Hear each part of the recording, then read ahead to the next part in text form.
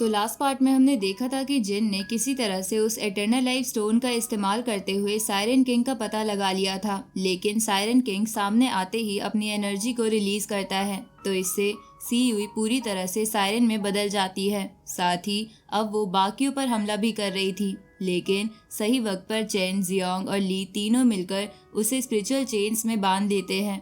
दूसरी तरफ वो सायरन किंग बहुत पावरफुल अटैक कर रहा था और अब उसी दौरान वो इस जहाज पर भी हमला कर देता है। हालांकि जियोंग बैरियर बनाकर सभी को बचा लेता है, लेकिन जिन को इस बात से बहुत ज्यादा गुस्सा आ गया था। वो तुरंत ही अपनी एक फोरबिडन टेक्निक का इस्तेमाल करते हुए सायरन किंग पर हमला करता है और उसे जान से मार देता है।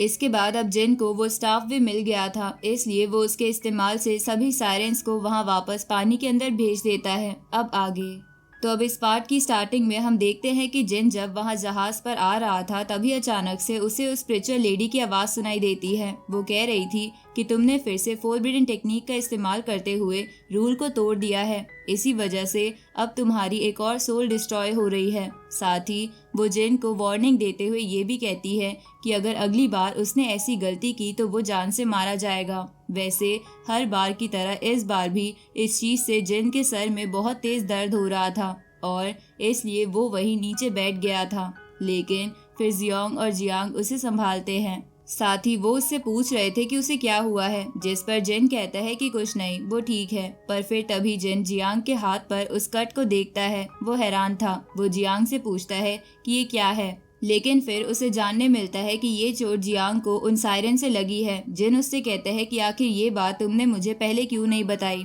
अभी इस पर जियांग नहीं बताती कि उसे नहीं लगता कि ये चोट ठीक हो सकती है। वैसे अब तभी एना वहां पर आगे आती है और हंसते हुए कहने लगती है कि ये तो बहुत बुरा हुआ, अब तो तुम्हारा सुंदर चेहरा बिल्कुल सी युई की तरह हो जाएगा। अब जिन वहां सी युई की तरफ देखता है।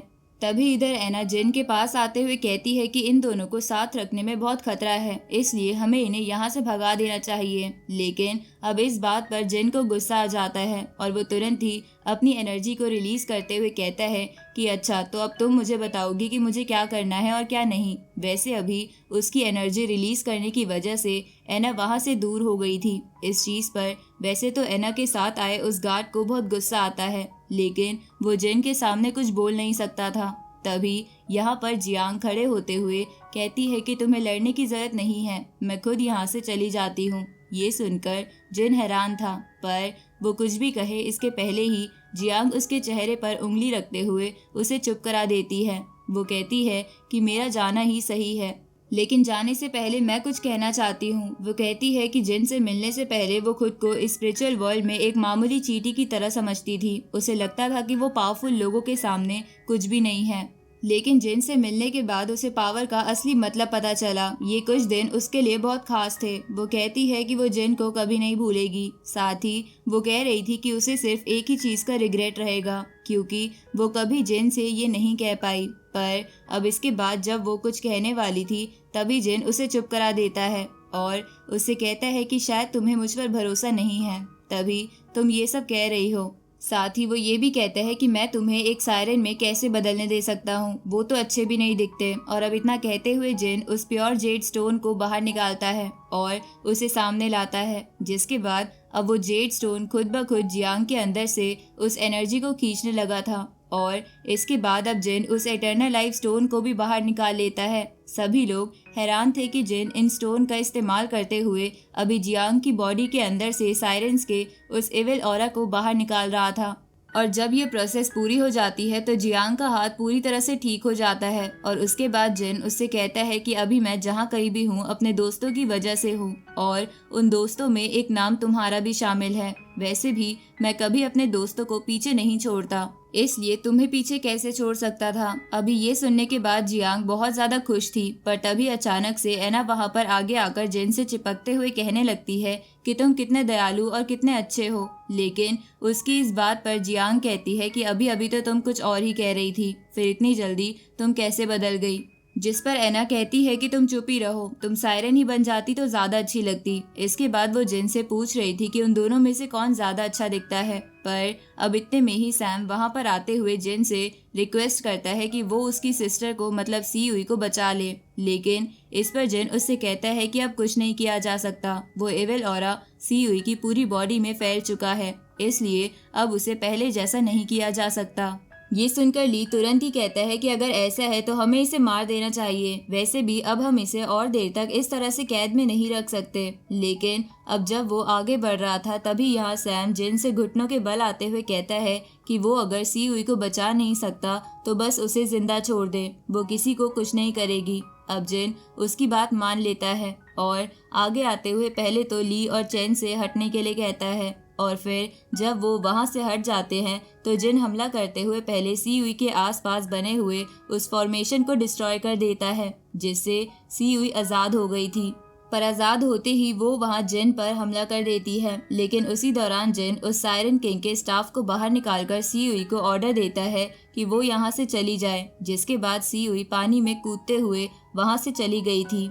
अब इसके बाद ये लोग आगे बढ़ने लगे थे, जिनके पास अब वो स्टाफ आ चुका है। इस वजह से वो सी गॉड आइलैंड का रास्ता ओपन कर सकता है, इसलिए अब वो पहले एक सही जगह पर पहुंचता है। वैसे यहाँ आकर ली कह रहा था कि अब पता चल ही जाएगा कि सच में ये स्टाफ कुछ काम का है भी या नहीं। साथ ही अभी एना जिन को मस्का लगाते हुए कह रही थी कि सी किंग अब सी गॉड आइलैंड का रास्ता खोलिए, जिस पर जिन कहता है कि ये नाम तो बहुत अच्छा है। वैसे अब इसके बाद वो स्टाफ की एनर्जी का इस्तेमाल करता है, जिससे सामने एक बड़ा सा पोर्टल ओपन हो चुका था। अब वो सब उसी पोर्टल के अंदर आते हैं, जिसके बाद वो सच में सी गॉड आइलैंड की एंट्रेंस पर पहुंच चुके थे। पर जैसा उन्होंने एक्सपेक्ट किया था वो जगह वैसी नहीं थी। अभी एंट्रेंस थोड़ी टूटी हुई है, लेकिन जिन अभी वहां सामने ही देख रहा था, क्योंकि उसे इस आइलैंड से डिंक उनकी एनर्जी महसूस हो रही है। वो हैरान था। वो कहता है कि क्या सच में वो यहाँ पर है। वैसे अब जिन और बाकी सभी आगे बढ़कर वहां नीचे पड़े हुए पिलर्स को देख रहे थे। साथ ही वो कह रहे थे कि शायद सी गॉड सच में यहाँ पर प्रैक्टिस करते थे और इसी की वजह से ये डिस्ट्रक्शन फैला है। तभी जिन वहाँ नोटिस करता है कि ली और सैम दोनों ही साथ में दूसरी तरफ जा रहे हैं, वो भी इन्हें बिना बताए। अब जिन उन्हें डिस्टर्ब नहीं करता और जाने देता है। वैसे उसी दौरान चैन यहाँ जिन के पास आकर बिल्कुल धीरे से कहता है कि मुझे शक है कि हमारे बीच कोई इम्पोस्टर है। लेकिन इस पर जिन कहता है कि चिंता मत करो, जो इम्पोस्टर था वो ऑलरेडी यहाँ से जा चुका है।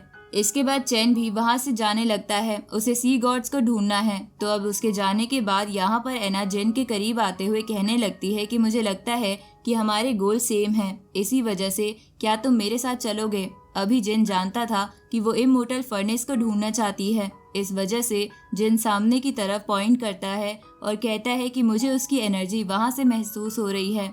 अब जब एना और उसका वो साथी थोड़े से आगे बढ़ते हैं तो इतने में ही जिन और उसके दोस्त वहां से गायब हो चुके थे। अब इस बात से एना को बहुत गुस्सा आता है। लेकिन इसके बाद हम दूसरी तरफ ली और सैम को देखते हैं, जो कि अभी आगे बढ़ रहे थे। वैसे अभी सैम ली के साथ इसलिए है क्योंकि ली ने कहा है कि इस आइलैंड पर उसके मास्टर रहते हैं, जो कि उसकी सिस्टर यानी कि सीयुई को पूरी तरह से ठीक कर सकते हैं। अब वो आगे बढ़ रहे थे। ली बताता है कि उसे पहले उम्मीद नहीं थी कि उसके मास्टर सच में यहाँ पर होंगे, क्योंकि उसे लगता नहीं था कि सी गॉड आइलैंड सच में एग्जिस्ट करता है।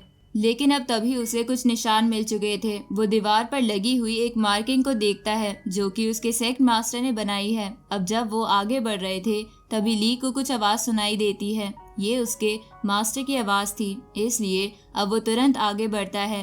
तभी वहाँ सामने सच में उसके मास्टर बैठे हुए थे, लेकिन उनकी हालत बहुत खराब थी और उनके चेहरे से भी खून निकल रहा था। वो कहते हैं कि आखिर तुम आ ही गए। इस पर ली कहता है कि आप कुछ मत बोलिए, पहले मुझे आपको हील करने दीजिए। वैसे उसके मास्टर का नाम लू किन है। अभी यहाँ पर जब ली अपनी पावर से उन्हें हील करने की कोशिश कर रहा था तो वो ऐसा नहीं कर पाता, क्योंकि लू किन की बॉडी पर एक स्पेशल तालिस्मान लगा हुआ था जो किसी भी अननोन एनर्जी को उन्हें टच करने से रोकता है। वैसे अब लू किन उस तालिस्मान को निकाल कर बताते हैं कि असल में ये तालिस्मान उन्होंने यहाँ की एविल पावर्स के लिए लगाया था, क्योंकि यहाँ पर बहुत खतरनाक पावर्स है और वो धीरे धीरे और ज़्यादा स्ट्रांग होते जा रही है। वैसे अब जैसे ही उन्होंने उस तालिस्मान को हटाया था तो यहाँ ली उनके सर पर हाथ रखते हुए उनके अंदर की बची हुई एनर्जी को ही खींच लेता है, जिस वजह से लू केन मारे जाते हैं।